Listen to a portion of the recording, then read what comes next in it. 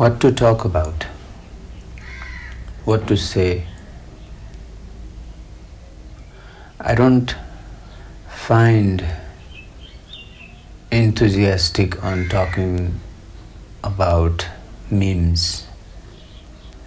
An everyday story is some kind of a meme. It seems that when the personal complaint about suffering in life also goes away,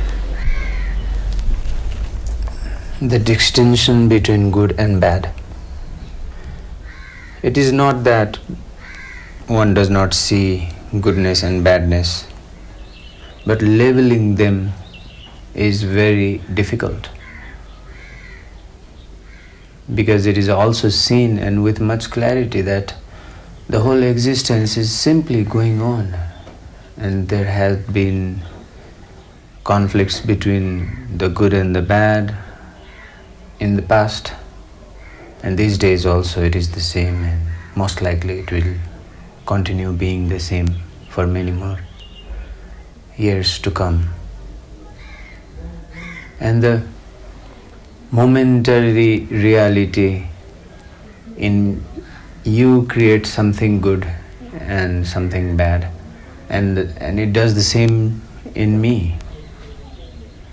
And I can see that when there is nothing good that the badness does, the thoughts in the badness does, ultimately any means we do, any conversation we do, any acts we do, simply will happen and fade away. Like a play, like a leela. It creates itself and it goes away. And what goes away is in the past. That is not here, that is not now. What goes away is memory, and memory is past. Sometimes we forget, most of the times we remember, and what we remember, we have some connections, some stories attached. And if those stories are brought back into the surface of the mind, the story starts reliving. Whatever is in the surface of the mind lives itself.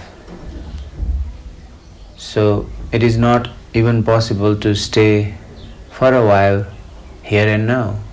The thoughts in the mind just starts projecting itself and the self is gone. So whenever we move into the memories, the here and now is gone. It is not that one cannot, everyone can.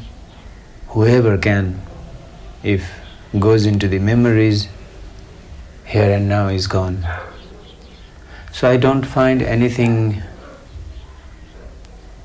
very, very important to talk about in the memes.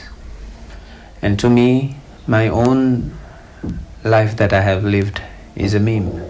It was part of a collective meme, or in many other people's words, in that story. Me doing whatever I did was part of a collective story. And this angle is the viewpoint of karma. One can label it as a karma, or one can simply also drop the word karma and get going. And even when I have stories to share, even when you have stories to share, even when anyone has stories to share and wants to share, mostly a lot of the story has been distorted because of the mind, because someone says something and one hears it differently. Whatever comes to one's ears are painted by one's own thoughts, memories especially, and is actually colored by the past. And with this color and with the curtain that folds our eyes with this color, and we hear that story, we see that person, And then what happens is, in reality, we forget to see what is in front, right here in the present. When my father sees me, he sees me as a son. Now that is a past, that is a memory. And like my mother sees me, she sees me as a son, my wife sees me as a husband. Someone sees me as something. And there is a core, there is a grand part of me that knows that all of these are the roles that I have in this story. And I also see it is same for everyone. Because this is the basic construction of human complex. This is like a stamp. This is like a form. So we hold memories and forget to realize whatever is standing in front. And then whatever you have experienced has been colored and comes out with your experience, with the color that you have lived and with the color that your mind at the moment likes and loves and wants to hold on to. And mind is such a tricky thing. It wants to hold on to one thing for a certain some time, and if it does not find its values, if it does not find what it likes there, it will leave. And mind is no more attached. And like this, mind attaches into something and tries to disattach from something. Both are attachments. Wanting to not attach is also an attachment. And your mind tells me stories according to its attachments of its own stories in this world.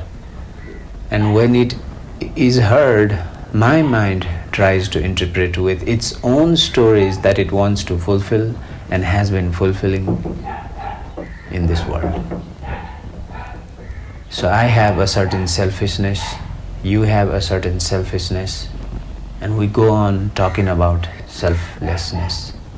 We go on talking about non-selfishness, universal grandness, even the wish of wanting to become a spirit warrior or spiritual seeker, even the desire to understand the reality is the attachment. It is still trying to fulfill the mind's wishes. So there is this running mind in both of us, in each one of us in this planet, who does not understand itself.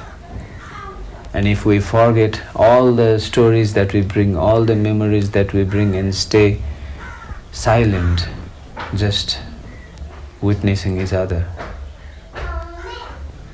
also then there is some wall present in between. The memories go silent, the mind drops, the letting go of whatever is being projected from the self, from the mind, is dropped, and that requires some time. When everything is dropped in the mind, and when two empty people stare into each other, that is the only communication. That is indeed the only true communication. That is just taking time to say namaste, of which joining the hands is a symbol, a representation. The real namaste, the real I see you happens in the silence. And therefore I go on watching for this silence in people and don't find it. Everybody has their own stories to tell. And when one's suffering is not heard, the mind simply goes off. Because the core of the mind wants to pat itself, to prove itself right in any means. And it rarely wants to go back and say, maybe I was wrong. And in many this happens, which is in the sense of wanting to understand oneself a good step. And again, we can really never understand one's own self. This is the cosmic unknownness. This is beyond existentialism. And I also see up to that. And I see that, and I see the stories that the mind is bringing in front of my eyes, and I know these stories have no value sharing about. And mind actually does not tell what does not have its value. But there are millions and millions and trillions and infinite amount of stories in your mind and infinite amounts of stories in my mind, and the collection contains of all the goodness and all the badness that we define here in this planet, and by that a human society is running. It is running on the walls, on the firewalls. Okay, this we should not do, this we should not do. Shoulds and shouldn'ts. And shoulds and shouldn'ts of the mind binds itself into its own stories, into the story of the earth. And there is a point where one can reach into one's own life and realize that there are no shoulds, there are no shouldn'ts, but yet a minimal communication happens, which is enough to make life blissful and sustain the life itself. No extra enforcing of shoulds and shouldn'ts in the mind, but the natural flow. And this is also what one wants to attain. And from this sense, this is a path of spirituality. It is a trend now and is seen good.